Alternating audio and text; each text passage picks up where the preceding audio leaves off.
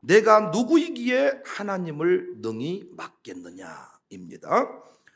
매주 샬롬 마룻바닥 기도회 목요일 날 열리잖아요. 기도회 후에 항상 장로님들이 나오시면 장로님들은 제 방으로 올라오시고 은혜 찬양팀 사역장 부부와 함께 애찬을 나눕니다.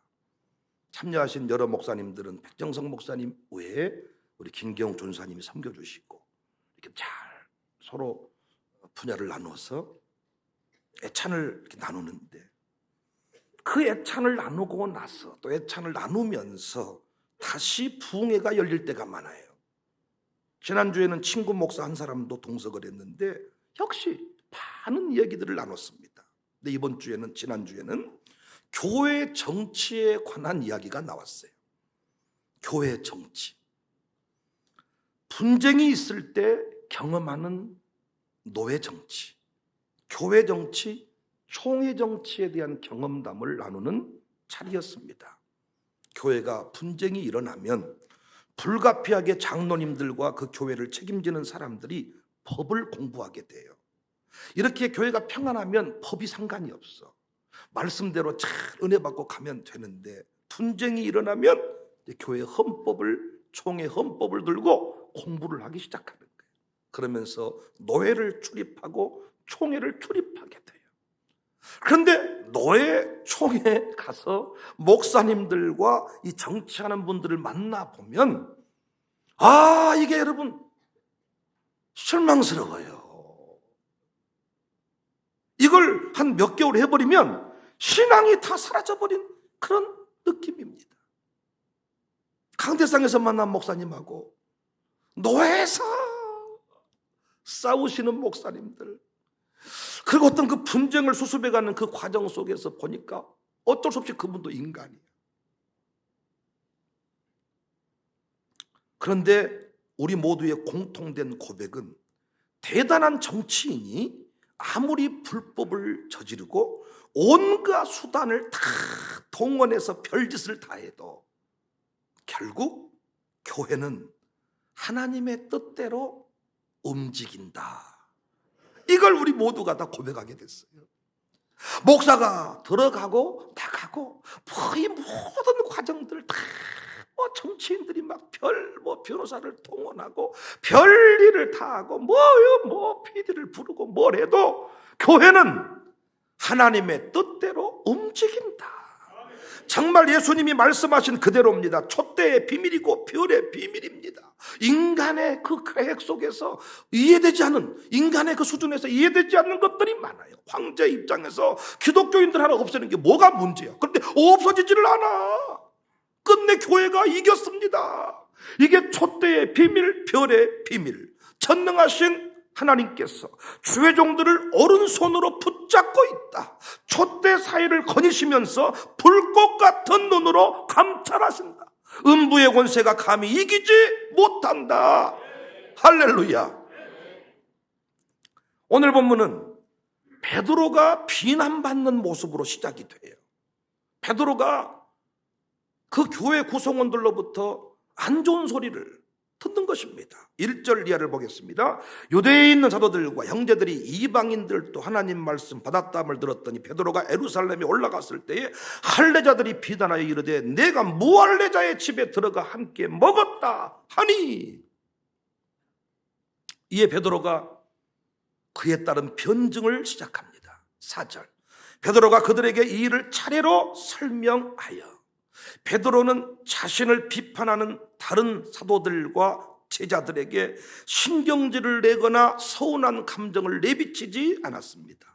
온유한 자세로 인내하면서 당시 상황들을 자세히 설명해 주었습니다. 여러분, 사역하는 사람들, 대단한 역사를 경험한 일꾼들이 갖춰야 될 자세 중에 하나가 겸손함이고 온유함이고 인내입니다. 성질 내면 안 된다는 거예요. 베드로가 성질을 내지 않고 두 가지를 자세히 설명합니다. 첫 번째 변증의 내용은 환상 중에서 3번이나 말씀하셔서 내가 순종했다.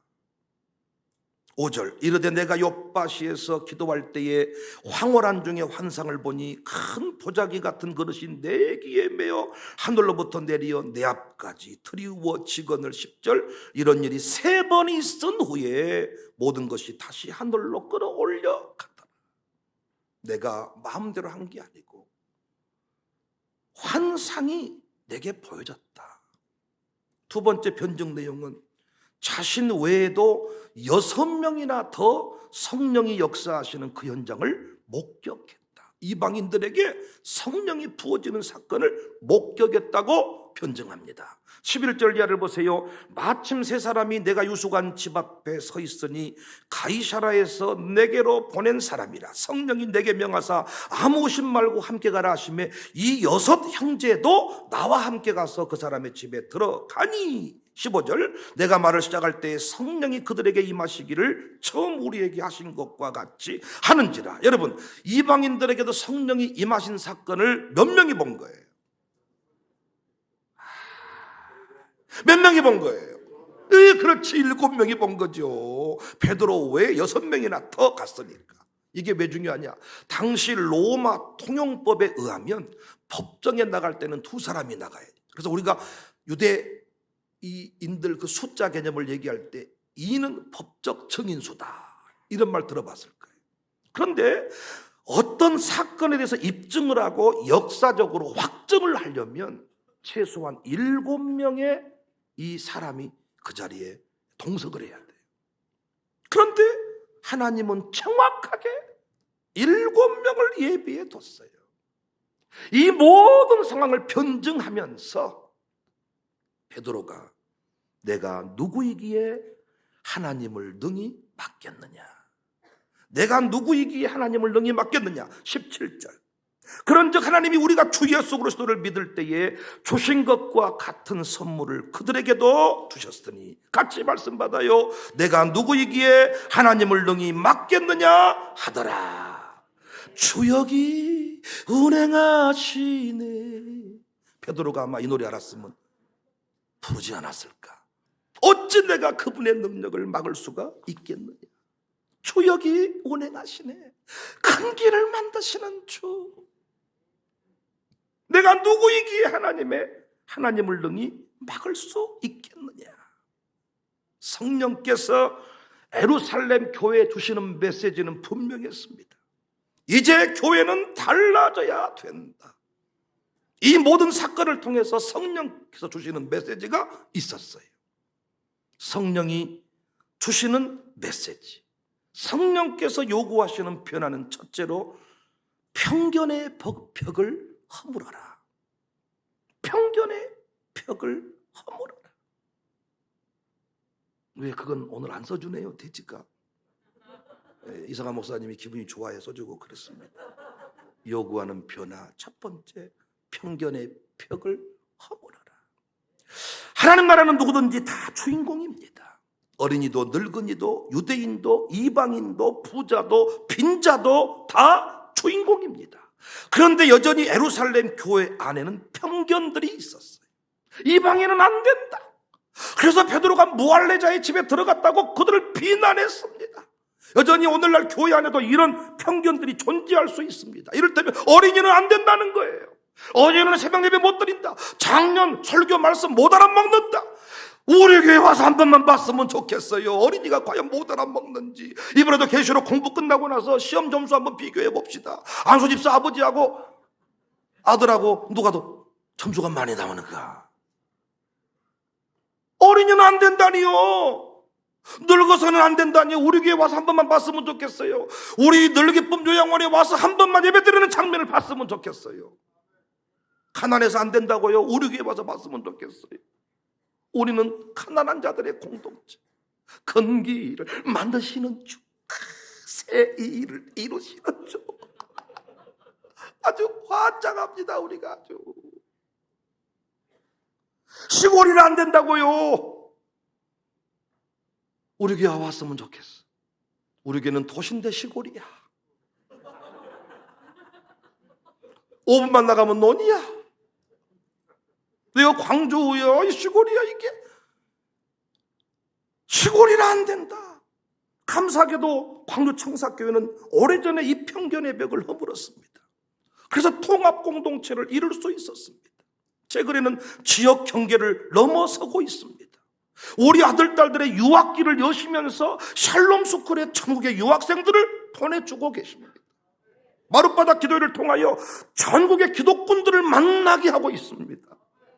그곳에서 비전을 선포했는데 우리 교회 등록하지 않는 권사님 중에 일부는 또 그 비전에 감동이 돼가지고 자기가 돈을 벌면 목사님 하는 일에 1조를 가하겠습니다. 그러면서 그분이 우리 영화부실 공사 비용을 헌금해 준 거예요. 우리 교회가 부흥하는데 훗날 자기 이름도 청사교회 길에 남고 싶다는 거예요. 뿐만 아니라 전국 부흥회와 세미나, 최근에는 방송 출연까지 허락해 주셨습니다. 매주마다 등록이 이어지는데 전국 규모입니다. 지역 경계를 이미 넘어섰습니다. 여하튼 우리 교회는 출신, 성분, 과거의 역사를 따지지 않습니다. 저희 교회는 등록하면 양육을 받겠다 하면 그때부터 품고 섬기기 시작합니다. 그런데 우리가 이 상담을 해보았더니 등록을 못하겠습니다. 안 합니다. 예배만 드리겠습니다. 예배만 잘 드리시면 돼. 그러니까 이곳에서 예배를 드릴지라도 방문 카드를 내고 예배를 드리라는 거예요. 친구를 찾아왔다든지 교회를 찾고 있다든지, 그래서 신분을 밝히고 예배를 드려야지. 어디 구청 직원처럼, 어디 감사원 직원처럼, 어디 신천지 파견, 예? 열두 집화장처럼 돌아가지고 온 거지. 뱀이 그런 식으로 다니거든요. 이렇게 하면 안 된다는 거예요. 그리고 자기 가정교회 아니면 함부로 들어가지 말고 경계를 다 좀 지키고. 저희 교회는요, 담배를 못 끊었습니다. 그럼 저는 라이터불 붙여줍니다, 진짜. 그런데 담배를 핀 줄 알았는데 안 핀 척하면 때가 되면 제가 광고해버릴 겁니다. 설교회 이름 불러버려. 제가 존말할 때 자수하여 강명을 찾으세요. 가발이면 가발이라고 말을 하고, 어떤 분은 아프다고 말하면서 기도 부탁을 하면서 안수하는데 자꾸 기도 자리에 안 나오더라고. 내가 시험 들었지, 속으로. 기도 부탁하지를 말든가 안수를 쳐봤든가. 그랬더니 나중에 목사님 이거 가발이어가지고 눌러보면 벗겨져 버릴까 봐서 못 나갔습니다. 처음부터 말을 했으면 얼마나 좋아요. 그럼 내가 머리통 안 누르고 어깨 누르든지 다 하는 방법이 있어요. 제가 이혼했으면 자랑은 아니지만은 밝혀야 될 상황이 생기면 말씀하세요. 모르고 결혼했다가 이혼했다, 이곳에서 새 출발하려고 한다, 그럼 우리는 다 품어죠. 그런데 이혼한 것 같은데 신랑이 있는 것처럼, 없는 것 같은데 있는 것처럼, 이런 식으로 자꾸 거짓말로 하면 우리는 언젠가 설교에 다 말해버립니다.